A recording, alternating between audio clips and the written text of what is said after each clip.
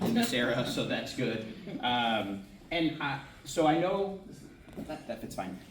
So a couple things. 6 minutes. I've got like 6 hours worth of stuff I could do, right? Like most people who present could do that. And so I'm going to try to talk really, really, really fast. Well, you actually have 15 because you're a resource. So. Oh, okay. Okay, so you have more time. Either way, I'm going to talk really, really fast because I'd like to take time for questions, right? That's where I think the most valuable part of this will be. So first off, I want to do a quick little room check since I'm new. How many of you are here because you own a small business? Okay, so that's like almost everybody. All right. Well, how many of you do, people who didn't raise your hand, what do you do? Why are you here? Because you're really good at keeping time? I'm just starting my business, yeah. So you're starting a business. Okay, so starting a business or? Starting a nonprofit. Oh, starting a nonprofit. Okay, perfect. All right, and I think that was everybody. So everybody else owns a small business. My name is Sam. I do own 2 small businesses of my own, but I've been running nonprofit organizations now for over 12 years. I'll actually do a short introduction of myself for quick background. I have an engineering degree from Western Michigan University, so I worked in automotive engineering for a while. Did not enjoy that, went back and got an education degree from Grand Valley State. And then I worked for colleges and universities for 12 years. It's what brought me to South Bend. I came here to work at Indiana University South Bend. And if you're familiar with the residence life, the apartments that they have there on campus, I came here during that project. So that was my project at IUSB, ran the Student Activity Center, even got to be athletic director for a little while, and was at IU for a long time. As a Latino immigrant, I'm Bolivian. Everywhere I've lived, I've always joked that I've become adopted Mexican because there's never a Bolivian grocery store anywhere. And so I got connected here with the Latino community on the west side of South Bend when I moved here. And ultimately, I was working actually at Ivy Tech when La Casa de Amistad, the Latino Community Center here in the region, recruited me to go work for them. And I worked for them for 8 years. And I did their capital improvement project to do their new building on the south side. And then ultimately, I'll share a little bit of the history of how this organization came about, but it sprung a little bit from that work. So where did my clicker go so I can move around a little bit? I like to walk so I can get my steps in for the day. Right away, people ask, what is a CDFI? CDFI is in our name. So they are community development financial institutions. No one's going to quiz you on this, so don't worry about it. Basically, about 90% of CDFIs in the country are nonprofit loan funds. Right, so that basically means they're a bank that doesn't care about making profit. We're not trying to lose money, but we're not worried about shareholder profit, right? So CDFIs are doing lending in communities. And it's a large industry, right? So we were founded in 1973. The CDFI fund got going under Bill Clinton. And now, and interestingly, I made these slides 3 years ago when it was $222 billion. It's over $400 billion are currently managed by CDFIs across the country. And during the pandemic, actually, CDFIs really grew, which was actually good timing for us.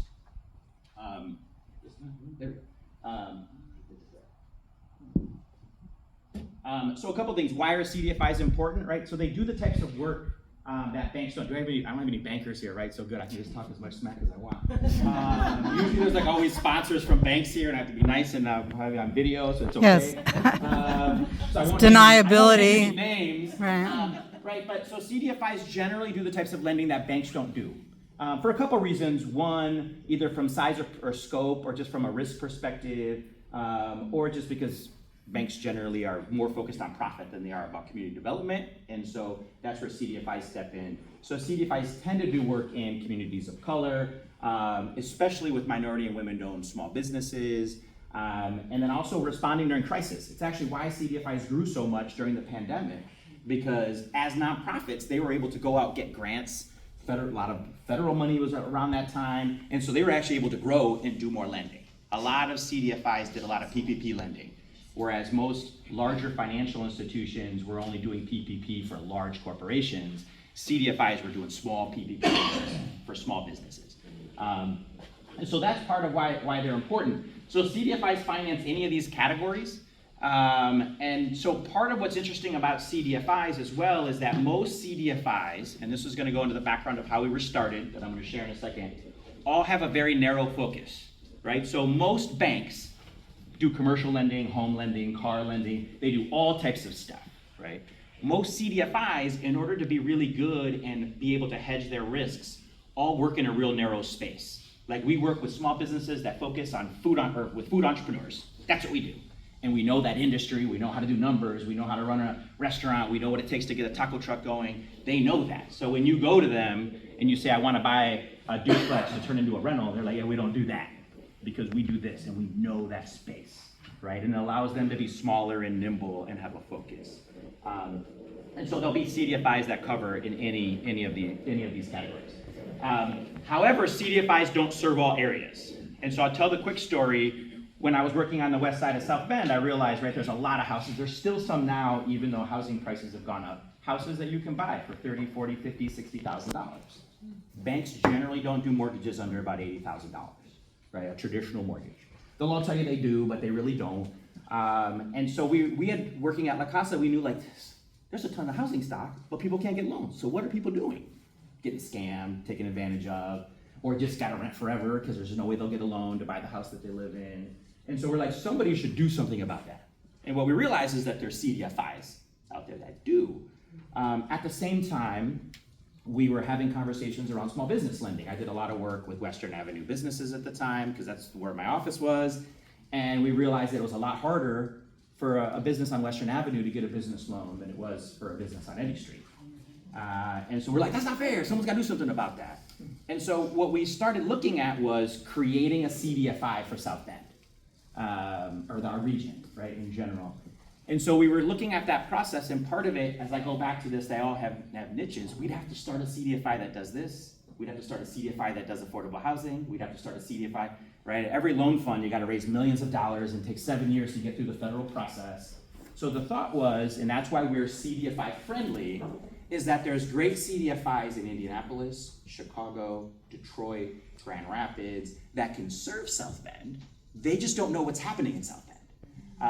And then there's great businesses here, right, that could utilize CDFI resources, but they just don't, you wouldn't know if you Google it. Food-based incubator CDFI, right, and find the hatchery in Chicago, right? So you wouldn't do that. So that's where we came along and figured that we could do the better access to capital, right? So that was our goal, was we're legally a financial intermediary, and what if we could get CDFIs to do business here? So instead of having to go raise $20 million to set up 6 different loan funds and wait 7 years for federal approval, why couldn't we get all these great CDFIs to start doing work here in our region? I don't know why they're not all popping up here, but. And this is the slew of CDFIs we work with. Primarily, there's a couple national ones, but these are all primarily regional serving CDFIs. So how we work, the type of work that we do, we talk about being being matchmakers. Sometimes I talk about quarterbacking deals because we're a Notre Dame country. But we're out like we are today, having conversations, presenting, talking about what we do, and connecting with small business owners and saying, like, let's work on that idea, and I got somebody that I think will work with you. Right? I have a lender in Indy or Detroit or somewhere that I think would do this type of project with you. So we also work on identifying challenges and crafting solutions. I'll talk a little bit more about that as people probably ask me questions. We created a program called Capital Coaching, which takes a capital-ready business, which we define as somebody that has a business plan, has some rough financials, and knows exactly what they need, right? They're coming saying, I need $10,000 to buy this equipment, and here's what I'm gonna do with it. And then we can sit there and go, well, let me see if I can help you get a $10,000 loan for that. Versus someone who's like, I had a dream last night about starting a granola company, can you help me? Absolutely not, right? Take some sleeping pills, go back to sleep. Right, not that it's not a great idea, but we're not at that stage, right? I'm not there. I wanna talk about numbers, that's what we do. The other one we wanna do is we wanna celebrate the successes of businesses. And for those that have followed some of our work, I love a ribbon cutting. I hate a groundbreaking, but I go to them. And I love supporting food entrepreneurs. I hate groundbreakings because they're just cheesy and it's usually not even helping. Like they literally throw a pile of dirt somewhere and you just shovel it. It's just like a waste of time and money. Like you're not actually digging a hole that's helpful for the project. It's just for the photos. They literally brought in on a tractor a pile of dirt and then we all picked a piece up, took a photo, put it down, and they brought a tractor in to move all the crap out. That's how they all work. It's all smoke and mirrors. Smoke and mirrors. And so that's part of what we also want to do, right? So part of our work is then when we get an entrepreneur across the finish line, we want to celebrate their success and say, here's what they've done and here's what they've accomplished. And so How CDFI friendly doesn't work, and I already hinted to this a little bit, we don't provide technical support, right? So I'm not here to help you figure out how to do your QuickBooks. I'm not here to help you write a business plan. We can give you an outline. I could tell you some folks who could help you with that, but we don't. We also don't provide financial advice for investors. We eventually might, because we get people coming to me saying, hey, if I gave you $250,000, what type of businesses could you put it in? And now I'm like, ooh, I know some people, but we're not at that level yet, but some CDFIs do that. We also don't do grants. And I literally tell people, if your business reaches out on my page saying, can you help me get a grant for my business? I like clog you in spam, right? I just don't do that, right? There are grants for businesses. That's a great work. We don't work in that space, right? We're in debt capital. So we're helping people get loans to purchase equipment. And that's the work that we do. Some of our CDFI partners do grants, but generally grants are also local based. We also don't do marketing for your business. Ribbon cuttings kind of count as marketing, so we cheat a little bit there. But generally, we're not out here to say, hey, I'm going to take a picture with this entrepreneur and help them promote their business just in general. And so that's part of what we do. We also don't do the lending decisions. We're not the lender, right? So if we send you off and we work on you, you're a client of ours, we help you put your package together, right? I'm not at the table with the CDFI helping make a loan decision. So that's not part of what we do, because then that would be cheating. Right, so I mean, we help you cheat a little bit and get you in there, but we don't help make the decision. So, how we do community development, and so everything from small businesses, we work with startups. So most financial institutions, most banks and credit unions won't fund a new business within the first 2 years of its starting. Right, so if any of you have started stuff and talked to financial institutions, that's generally the rule. They will do lending to individuals that have started businesses.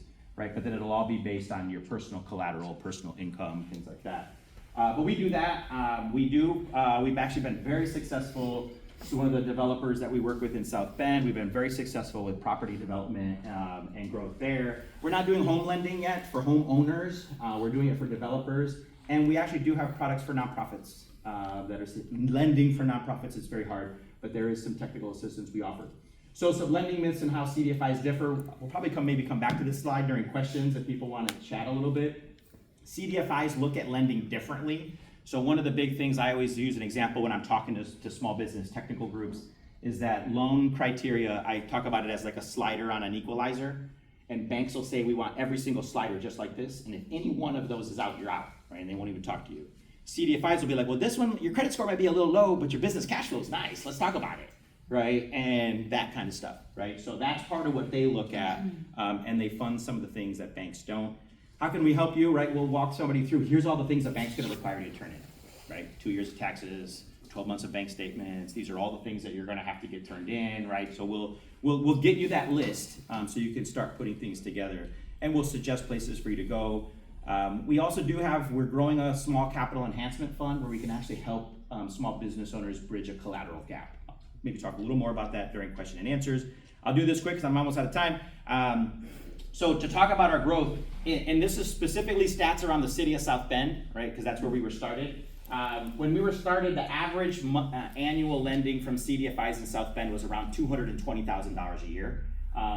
We did 1.2 million my first full year. We did 2.4 million my second year. We were hoping to get to 3.5 million this year. We're probably not going to get there. Lending industry has this like tanked, but we're probably still going to break about last year's number, if not maybe a little higher. So we've been very successful in bringing capital to the area and bringing some to Mishawaka. We've had several businesses in Mishawaka that we have helped. So big increase. We also just don't refer people to CDFIs. We also get them to whether that's other city programs, different opportunities for lending, even credit unions. One of our biggest developer loan programs we've done for minority-owned developers have actually been through a local credit union. Boom. I got you. That's good. There we go. Questions on all of that? I'm gonna put this one up because this tends to be things people ask questions about. Yes. So over these last few years, what's been your biggest challenge with implementing, this community development? Yeah. So, well, a couple things I'll say. I'll give maybe a little timeline. So our organization, and I was still working at La Casa when we were started. I joined it about a year in as an employee. Our first board meeting where we approved the business plan and strategic plan for the organization was February 2020. Okay. the worst month in the history of time to have a 3-year plan about what you're gonna do, right? So luckily, although pandemic was actually good for some of these things, so we did some good things. For me, part of the biggest challenge for us is there's a lot of businesses that get stuck in the just early incubation stage, and I wanna help in that space, but we just can't. I don't have the capacity. I'm also the only employee. I'm the only person that works here. I've got 3 contractors that work with me, but we're still just a 3-year-old nonprofit, right? 3.5-year-old nonprofit. So we're still very new. That's the hardest part for me, is seeing people that I know need some very specific type of help, and helping figure out community, how we get that. And the biggest one I will say, and I'll just say this as a general caveat, it's business plans. I have seen the world's worst 67-page business plan. I have seen some of the world's best 3-page business plans, but I've seen a lot of business owners that I say, I need to see a business plan before I work with you, and I just never hear from them again. And that breaks my heart. It breaks my heart, and I know some of it's because of technical, right? Like I don't have the technical expertise to do that, or some of it's just fear of like writing it down and putting it out there. I get all those things, and I wish I could solve that for everybody. But that's literally the hardest thing for me, is knowing there's all these people who've reached out to me that I just haven't heard back from. And I'm like, I hope they're doing all right. And then maybe the last part I would say, actually for those that follow me on Facebook, I posted it a week and a half ago, is the amount of people who get taken advantage of in the financial industry. Oh, yeah. Like right now, Facebook, like Rocket Money and Lion Loan Direct, and like my face, because I work in finance too, so I see all these, like just click a button and in 24 hours your business can get $100,000. It's like, no, well, 1, no you can't, and then 2, whatever they do give you, like they're gonna kill you with the interest rate. Like it's just gonna be nuts. And the amount of people who I think walk away from me, and they're like, well, I saw this thing on Facebook and they do that, kills me too. Because then they come back to me a year later, and I'm like, well, your credit score was a 650 a year ago, and I could have worked with you. Even at a 550, we can work with you. But now you're a 375. I didn't even know they got that bad. And I can't help you, and you've got $80,000 worth of debt. And you're done. So, anyhow, that was a long rant. Next question. So if you're a capital ready business, what's the process to get started with you? Okay, that's a really good question. And I probably have flyers in my bag I could give. So one, I would describe, the first thing, if you think you're capital ready and you're seeking capital, would be, we have a form on our website you can fill out. It just says, we will ask you, do you have a business plan? Do you have a this and this and that? So people still check those boxes, yes, and then I email them saying, now send me the forms you said you have, and then you actually have to send me the forms. The benefit you get is I will buy you coffee and I'll meet with you. When I first started, just anybody who emailed me, I'd buy you coffee and meet with you. I bought a lot of cups of coffee and wasted a lot of time with people who had a dream about granola last night, right? And so I need to see something. And I also need to see it so I can know where you are. So I can also say, you know what you need is you don't need me, you need something else. And so, but yeah, we have a form on our website where we will ask that. We actually have a video on our website by one of the people who I think is the best technical assistance advisor in the area, Alan Steele. He did a video that says, here's what it takes to be a capital ready business, right? We did a webinar and it just boom, boom, boom, boom. You need these things. And so we say, watch the video, bring me those things. And then we'll work with you. We have 11 businesses that are in it now. So we're also one of those nonprofits, so I'll give a nonprofit thing. We're one of those nonprofits that doesn't brag about how many people we help. I always joke when I worked at La Casa, we ran really small programs, especially back then in our little center way on the west side. But we'd be competing against other nonprofits that are like, we helped 65,000 kids last year. I was like, man, there aren't even 65,000 kids in this county. Like, how'd you do that, right? And then we would be like, we'd be like, we helped 35 kids. Then show you what we did with that, right? And so we try to be the same here. To say, I didn't help 1,100 businesses last year. We counted 80 businesses last year as our clients, 85. 75% of them minority owned, over 50% of them women owned. And so we're in the market trying to help. And we had 11 of them were capital ready businesses that we were helping get to capital.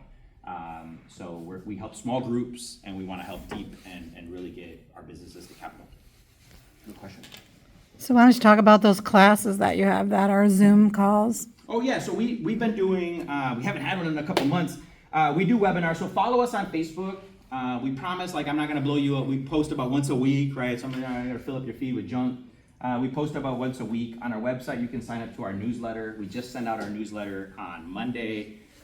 We try to do about every month or every other month a Zoom webinar on different topics. We've done them on everything from how to build your credit, we did a marketing one with one of our CDFI partners. We did one in Spanish a couple months ago.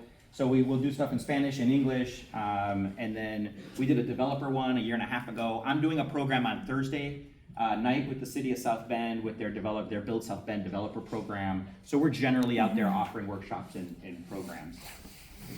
Fantastic. I just wanna know if your Facebook page is your name or is it this? So So that I it's, can find it. yeah, so look us up as CDFI Friendly South Bend. And then I wanna know, it sounds like you do for-profit businesses more than anything? Or Absolutely. is there Yep. some help that you offer for nonprofits?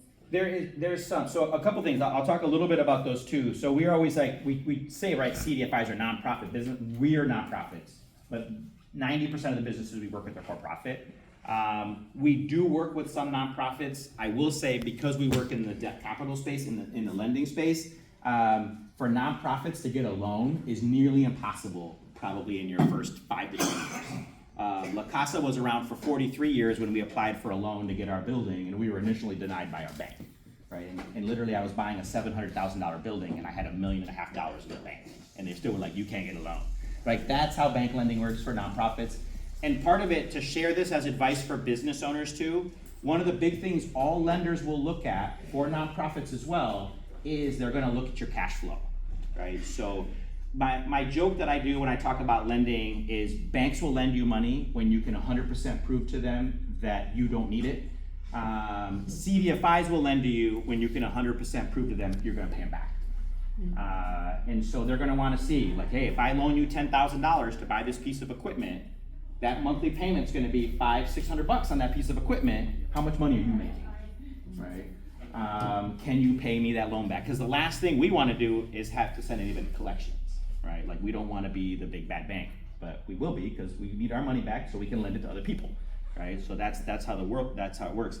For nonprofits, generally nonprofits' income is even worse to manage than a for-profit business, right? Because for-profits will still have seasonality and some things. Nonprofit seasonality is crazy because there's like 2 big grant windows. Most nonprofits make all their money between February and April and between September and November, right? That's when all their income comes in. So it's hard for a bank to go, how are you gonna pay me in June when you got no grants and no money coming in? But we do help. On that note, I will share for the nonprofits that are here, I don't have all the details yet, but you can write this down. December 3rd, it's a Tuesday at 3 o'clock. We will be at the Studebaker Museum in South Bend. A CDFI partner called IFF, which is an exclusive nonprofit lending CDFI, will be there doing a workshop.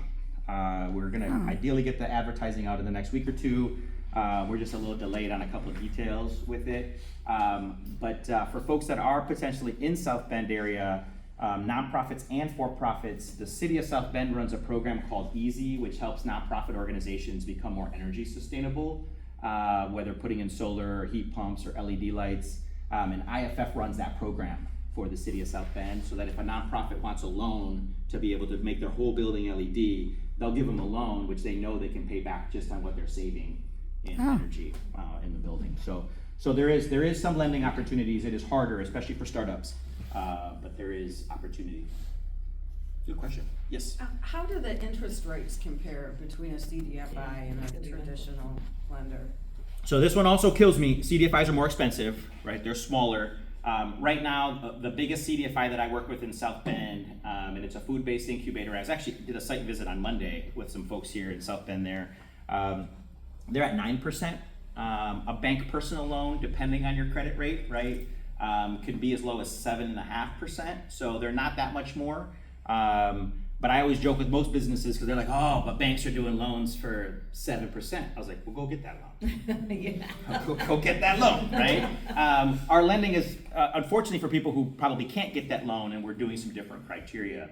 The other one that I will share, like an expensive one, Brightpoint out of Fort Wayne. It's a smaller CDFI. They're at like 12.5% on their lending. For comparison, most of those Rocket Mortgage and other things that you see on Facebook, those can be 35 to 40% interest on most of those, right? So to talk about industry difference, like it is crazy. Yes, it's also a quick. I always forget the actual number, so I'm going to make it up, but I'm very, very close. Guess what the capped Indiana interest rate is on payday lending? 50. No, Please tell me it's not higher than 50. it's higher. That shouldn't even be allowed, it's a shame. So it's either like 300 or 325 or something like that percent. Gosh. Yeah, it is, and that's like a state law. They're like, you can't charge them more than that. We've advocated for years for them to bring it down to like 200, and it's because of the fees, right? So if you're getting a $500 payday loan and getting a $50 fee on it, plus 30% interest on it, you're at a 250% interest rate on the cuff. If you're late on it once, you're in 200% interest rate as a per annum. So on the interest rate side, we're a little more than, most CDFIs are a little more than banks. It just depends, and it ranges a little bit. The couple things that I also tell people to do, we've had a couple of unique programs we've done where some of the CDFIs do really cool credit building loans, and I also tell people always check with your bank. Most banks and credit unions have credit building loans where, right, if you could save up like $1,000, they will put a CD for $1,000 and then lend it back to you, and then you fill it back, but it shows up on your credit score as a $1,000 loan that you pay back, even though it's just all your own money, right? And those are great ways to like build your credit. And there's some CDFIs that do similar. We've got a program with one out of Chicago where a business owner can get a $1,000 to $2,500 loan, pretty low interest actually, and do that.